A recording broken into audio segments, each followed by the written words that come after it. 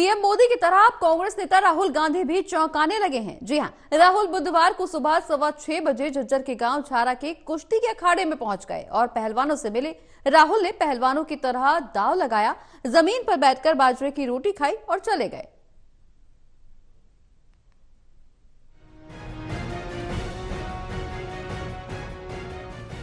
कभी राहुल गांधी को आपने पहलवानों के अखाड़े में यूं दांव लगाते देखा है?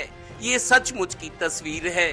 दरअसल करीब 2.5 साल पहले देश के लोग जब सोकर उठे और नाश्ता कर रहे थे तो मीडिया में ये जानकर हैरान थे कि प्रधानमंत्री नरेंद्र मोदी सुबह सुबह दिल्ली से जम्मू कश्मीर पहुंच गए और सैनिकों के बीच मौजूद होकर उनसे चर्चा और उनकी हौसला अफजाई कर रहे थे।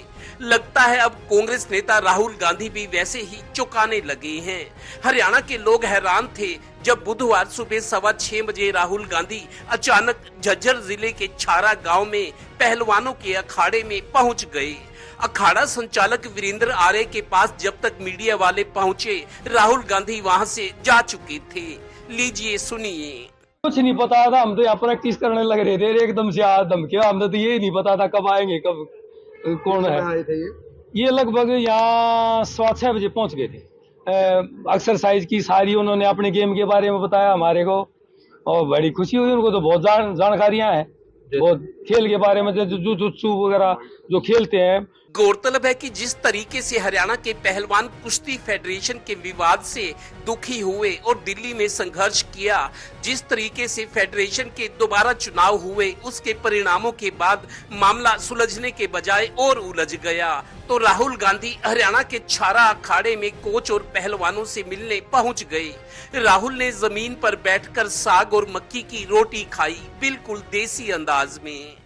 हमने तो स्वागत जी ऐसे ही, वैसे हम सामान्य कर रहे थे यहाँ। वो आगे दूध बादाम दूध बादाम, उन्होंने रोटी खाई जी, बाजरे की रोटी खाई, दही और हरा साग खाया। तो हमारा जो रूटीन होता ना रेसलिंग का, वो देखने के लिए आए।